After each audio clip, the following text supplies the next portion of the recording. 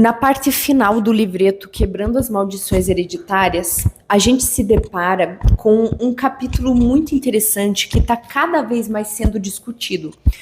Se você for ver qualquer material sobre os problemas que, por exemplo, o Brasil enfrenta financeiramente, em relação à criminalidade, valores, família, em relação à economia, à desigualdade social, muito se fala sobre a história do país, como a nossa árvore genealógica e a nossa história mexem com o nosso presente e o nosso futuro, até que nós tomemos consciência disso e queiramos mudar.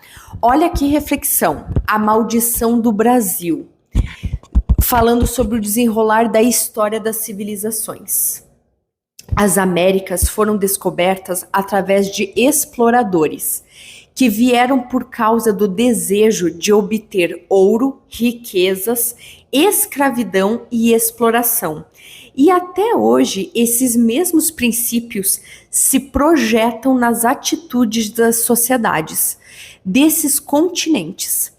Todo desequilíbrio social e econômico em que vivemos é considerado normal. É uma mentalidade que sempre foi aceita com naturalidade, por existir desde a fundação das civilizações. A escravidão que existia era proveniente de uma mentalidade de superioridade de alguns e inferioridade de outros, o que justificaria a desigualdade na civilização. Até hoje vivemos essa mentalidade. É por isso que nossa sociedade aceita com naturalidade a pobreza, os menores abandonados nas ruas, um salário mínimo tão absurdo. Foi neste ambiente que crescemos. Essas desigualdades são reflexos dos princípios onde fomos gerados. Eles estão em nossos genes. Espiritualmente, podemos dizer que são nossa herança. Herdamos de nossos antepassados estes princípios, que estão impressos em estruturas sociais e em nossas estruturas de obras sociais. A cura do nosso país precisa acontecer, e esta cura é espiritual. Tem que começar comigo e depois vamos atrás de formar um exército para derrotar as maldições do nosso povo brasileiro. A partir do momento que nos tornarmos livres como sociedade, para enxergarmos situações que antes não víamos. Vemos nas escrituras alguns exemplos de como estes princípios hereditários de fundamentos proliferam por toda a civilização. O primeiro caso foi a situação dos filhos de Caim. Em Gênesis capítulo 4, vemos que seus descendentes foram os inventores dos instrumentos musicais e da poligamia. O que aconteceu posteriormente foi uma avalanche destas características em que envolveram aquela civilização de violência, sexo e guerras, destruindo assim as bases das bênçãos de Deus e dos princípios pelos quais Deus criou este mundo. O resultado não podia ser outro. Veio o juízo de Deus pelo dilúvio. O Senhor não queria destruir os homens por si mesmo, mas especialmente pelas características e pelos princípios que os filhos de Caim deixaram proliferar naquela civilização. Maldição da Babilônia.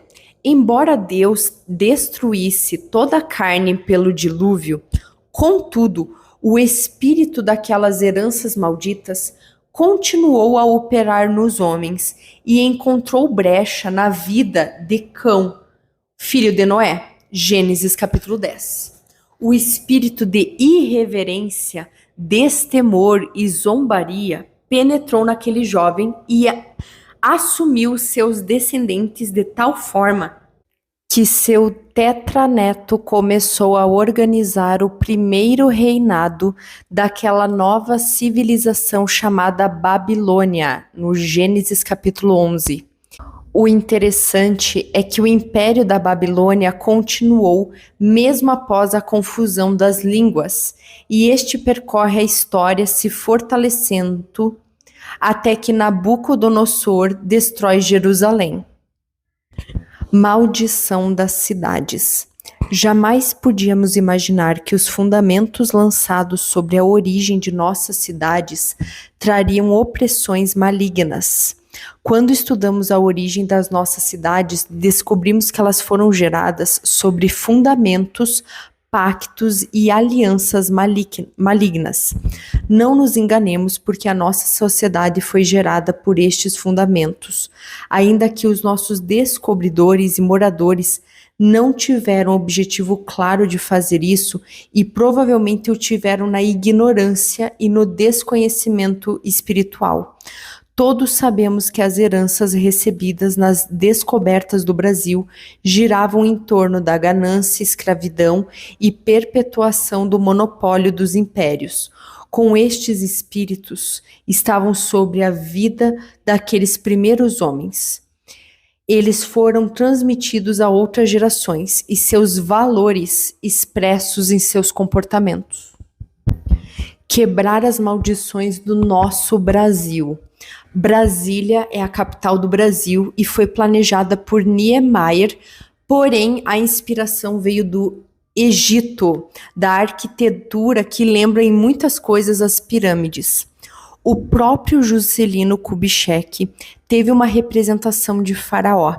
Brasília foi cuidadosamente edificada sob estes pontos esotéricos, e sabemos que ela foi criada para isto, arquitetada e planejada com este objetivo. Você sabe qual é o resultado hoje? Brasília possui a maior concentração de espíritas, centros espíritas e seitas do país. Também seitas esotéricas no geral e ofertas a espíritos e demônios escondido nessa cidade e proliferando esses valores normalizados.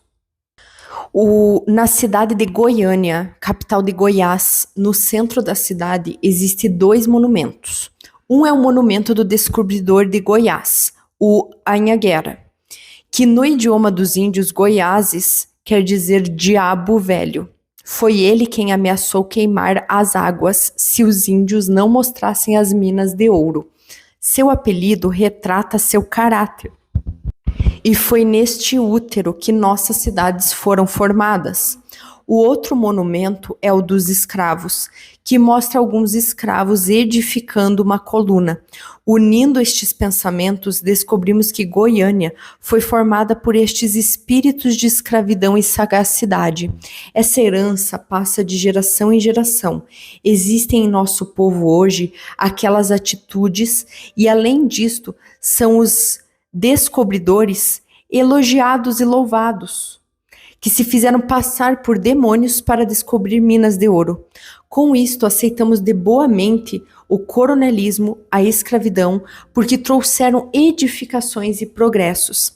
Se formos criteriosos, veremos que estas atitudes estão até hoje marcando estas cidades. Por isto que atitudes bárbaras são aceitas com naturalidade em Goiás, por exemplo. Em nome do progresso e da colonização, pode-se escravizar e matar.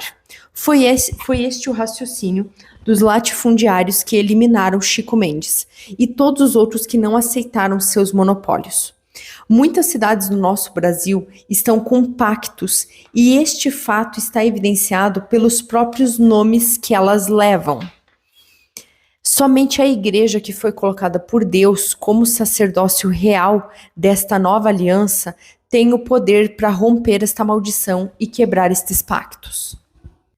Somos lembrados que no Romanos, capítulo 12, está escrito: não vos conformeis ao mundo presente, sede transformados pela renovação da vossa inteligência, para discernirdes qual é a vontade de Deus, o que é bom, o que lhe é agradável, o que é perfeito. Discernimento é um dom de Deus, é a fé, ou como diz São Paulo, a obediência da fé. Após estarmos dispostos a nos tornarmos instrumento de bênçãos espirituais, temos que discernir quais são os espíritos que atuam em nossas cidades. Temos que pedir a Deus quais são estes poderes que operam nas forças espirituais. Precisamos lutar esta batalha. Os demônios, principalmente quando eles acham lugar numa família, eles querem tirar tudo da pessoa. Eles querem submeter à escravidão total o homem a eles. Eles querem bens materiais, a alma, o sentimento, a saúde física, emocional e, por fim, a vida como um todo. Não existem espíritos bons, como alguns dizem, ainda que aparentemente suas ações não sejam tão más como a dos outros. Eles são tão ruins quanto aqueles. Eles têm um objetivo: tirar de Deus, escravizar e destruir totalmente o ser humano. E isso pode ser rápido ou aos poucos. Então, vigie e ore e se una aos sacramentos da igreja. As nossas cidades trazem traços desses espíritos que nelas atuam. Lembrando que lá nos primeiros episódios a gente falou que quando a gente fala de hereditariedade, eles têm o costume de chamar de espíritos familiares, na verdade, os demônios que acharam brechas para pecados dentro de uma família que normalizou um determinado tipo de ação, pensamento ou um pecado em si. As nossas cidades trazem traços destes demônios, espíritos que nelas atuam. Às vezes é violência, acidentes, morte, feitiçaria, prostituição. Todos esses traços e características são apenas pontos de contato. Há um mundo espiritual submerso com forças espirituais que atuam em nosso mundo, que precisamos discernir e confrontar. Ondas de homicídios, acidentes de trânsito, estupros, desempregos e outros semelhantes são ondas que têm suas origens em ações demoníacas. Precisamos entender que na guerra contra as maldições hereditárias, o primeiro passo é o arrependimento dos pecados e dos pactos feitos. Segundo Crônicas 14 diz: se o meu povo, que se chama pelo nome, se humilhar, orar, me buscar e se converter dos seus maus caminhos, então eu ouvirei dos céus, perdoarei os seus pecados e sararei a sua terra. Portanto, Deus espera que haja humilhação, arrependimento e confissão. Façamos isto por nossa cidade e nação. Devemos quebrar as maldições com oração e confissão de pecados públicos e hereditários. Foi o que Daniel fez quando orou e jejuou 21 dias. Aqui, Daniel não estava culpando seus pais, ele tomou a culpa juntamente com eles. Ele se identificou para haver confissão. E precisamos fazer o mesmo, identificar com nosso povo e nos colocarmos como intercessores. Deus disse que se uma terra pecasse contra ele, enviaria contra ela a espada, a fome e a pessoa. Como a terra poderá pecar? Por meio dos pactos, alianças, abusos de poder, sangue inocente e injustiças instituídas através das leis. Isto traz o pecado social e não individual, e traz as consequências também. E isto Deus disse: trarei a guerra, a fome e a espada contra este povo, porque o pecado foi da sociedade, as consequências também virão contra ela. Precisamos orar, assumindo o pecado que foi feito por nossos antepassados, confessando-os e arrependendo-nos deles. Então Deus nos perdoará. E estamos deixando aqui esta oração de quebra de maldições para ser feita todos os dias até você sentir a libertação. No primeiro episódio desse podcast, eu coloquei na parte de hereditariedade a oração, mas eu vou fazer um episódio só com a oração para quem também quiser gravar o episódio só da oração.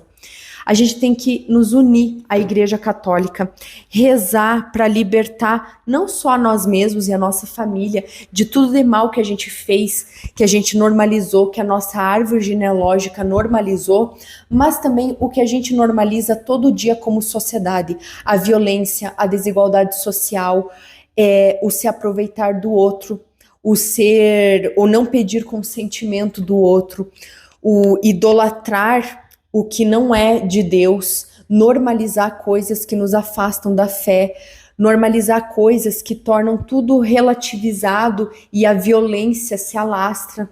Então a gente tem que começar a analisar a nossa família, nosso convívio, os nossos amigos e a nossa sociedade como um todo. Como uma pessoa que vai para outro país percebe que os costumes são diferentes. E a gente não está falando só de costumes, estamos falando de valores. E valores que levam a consequências. Então, existem países que têm mais um tipo de crime do que outro. Tem países que certos problemas já estão praticamente resolvidos, porque não foi normalizado certo padrão de pensamento. Então, a neurociência e a psicologia concordam que o que a gente normaliza, a gente ou idolatra, glamoriza, relativiza, e isso começa a se alastrar como uma doença infecciosa. Na fé católica, isso não só tem um apelo da ciência, né, da neurociência e da psicologia, mas também existe a questão dos demônios que trabalham com essas brechas para alastrar a normalização de não ir na missa, de não acreditar em Jesus na Eucaristia, de não acreditar na confissão, ou pior, falar, eu me confesso em casa que dá na mesma. Não dá na mesma coisa, é muito diferente. E esse afastamento da libertação e aprofundamento na escravidão de hábitos ruins, glamorização e normalização do que não se deve normalizar, criar vícios, hábitos e o pecado rotineiro. Até que a gente vive numa sociedade que de peça em peça a gente normalizou roubar, a gente normalizou corrupção, a gente normalizou tirar o que é do outro, bater, gritar, a gente normalizou tirar o consentimento do outro. Eu nem vou entrar em mais detalhes, não quero citar crimes específicos para não dar gatilho para ninguém, mas o que a gente pode fazer, primeiro, os outros episódios já pediram pra gente ver o que nós estamos normalizando. Poxa, olha, toda vez que eu vou confessar, esse pecado eu não acho pecado. Ou, por exemplo, eu não acho que é tão grave, ou eu recaio muito nisso. Pensa nos seus valores, nas suas crenças, no que você acredita, no que você foi ensinado pelos seus amigos, pela sua família, pela história da sua família, pela sua árvore genealógica, assim como uma estátua que fala sobre a construção de uma cidade ou de um país como um todo, simbolicamente, baseado no aproveitamento de uma mão de obra desvalorizada e sem dignidade. Até que ponto uma brincadeira de eu sou o diabo velho e eu consegui as coisas pela ameaça, tudo isso não foi normalizado e glamorizado. Até chegar, por exemplo, no bisavô que roubou o terreno de alguém e as pessoas dão risada no almoço de domingo, falando, nossa, a nossa família é de gente esperta. A nossa família, se não tomar cuidado, a gente leva tudo. E as pessoas da sua família ouvindo isso e glamorizando. Ah, porque na nossa família a gente casa e descasa como se fosse trocar de meia. Ah, mas para quem ir na igreja eu encontro Deus em qualquer lugar. Ah, eu me confesso com Deus, eu converso com Ele, tá tudo bem. Ah, quem que acredita hoje em dia na monogamia, em um casamento sólido, em que tem um trabalho? Ah, e ficou muito difícil, troca. Ninguém precisa de nada difícil. Aí você vai ver, todo relacionamento com o ser humano é difícil, porque o ser humano é difícil por natureza.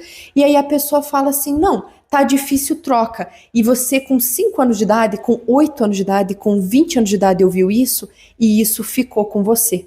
Então vamos tentar cicatrizar as nossas feridas da nossa família e quem sabe da sociedade como um todo. Então quem sabe quando você rezar também para que o que foi normalizado, que vai contra Deus, que nós percebamos, que o Espírito Santo nos dê discernimento para entender que aquilo está errado. Fazer orações de descontaminação, de exorcismo, de libertação, não só para nós, para quem amamos, mas também para os nossos amigos, nossos antepassados, nossa árvore genealógica e talvez a sociedade e o país como um todo, para a gente lutar contra o que normalizou e não podia ter normalizado. Porque se você parar a pensar, as reflexões que eu li desse livreto Quebrando as Maldições Hereditárias, no começo eu até achei que era exagero, só que eu percebi que muito do que está escrito, e é um livreto, sei lá, de 1989, se você consumir vídeos nas redes sociais, até outros podcasts, está todo mundo comentando como o nosso país tem problemas estruturais, institucionais, enraizados, por um problema histórico, e isso casa muito bem com esse conteúdo. Nós normalizamos coisas que não poderiam ser normalizadas. E cada dia que passa, nós estamos normalizando que o católico é católico que vai na sessão espírita, é católico que vai no terreiro, é católico que vai na encruzilhada, é católico que não acredita em Jesus Eucarístico, que não reza o terço, que não reza uma Ave Maria, e ele vai atrás de tudo que é coisa menos do que precisa, que é todo o armamento militar que a fé católica te dá nessa batalha.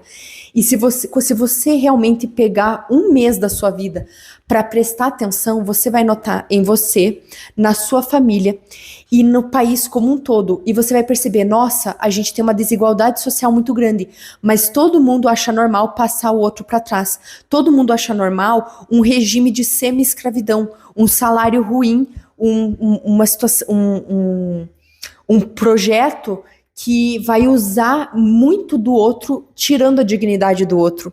Que você vai normalizar que o consentimento, ele não é retirado de uma vez por todas, ele é retirado aos poucos.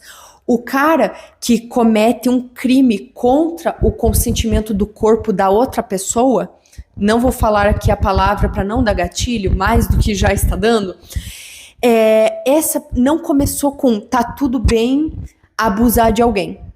Começa com, ai, pode pegar sem pedir. Ai, não precisa perguntar. Ah, essa pessoa nem tem que dar opinião sobre isso. Começa com coisas pequenas. E se a gente começar a rezar e vigiar a imitação de Cristo, talvez muita coisa se revele com o discernimento do Espírito Santo sobre a nossa família, sobre os nossos amigos. E não precisa ir muito longe. Eu não tô falando só da família, eu tô falando de quando você sai com uma amiga ou com um amigo e você ri de uma piada que, se você parar para pensar, isso pode levar a outros lugares. Eu não tô falando de você ser uma pessoa chata, eu tô falando de você aplicar o discernimento e entender onde está havendo erros no nosso convívio, na nossa sociedade. Não é sobre ser chato, mas, por exemplo, eu já tive uma amiga que ela estava falando mal de uma outra moça que estava namorando o ex dela. E eu, com o risco de perder a amiga, mas de chamar atenção para uma coisa, eu tive essa vontade, pode me chamar de chata, mas me chamou atenção. Eu podia ter entrado numa conversa de falar mal de uma pessoa que não tem culpa de nada, ficar murmurando sobre a minha vida e dos outros, e fazendo fofoca, caluniando outras pessoas, ou seja, não é uma coisa que Jesus Cristo e Nossa Senhora iam querer de mim. Eu acabei sendo a chata e falando, gente, mas essa menina não roubou o namorado de ninguém. Se ela está com um traste, rezem por ela e pelo traste para eles se encontrarem, no sentido de que cada um encontre o melhor dentro, né, da vontade de Deus, né, encontrem Deus, enfim, sei lá. Mas assim, vocês vão ficar falando mal de uma menina, mas quando vocês descobrem que alguém, até com quem vocês estudaram, ficaram falando no WhatsApp mal de vocês acham ofensivo, mas vocês fazem igual.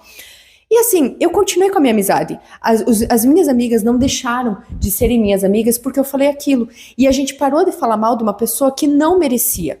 É uma pessoa que não tinha feito nada de errado. Ela só estava descontando a raiva dela. E aí fica o questionamento. Mesmo que você entre numa conversa e acabe falando mal de alguém, merecido ou não, não é esse critério. Pensa o seguinte, mas eu rezei por essa pessoa?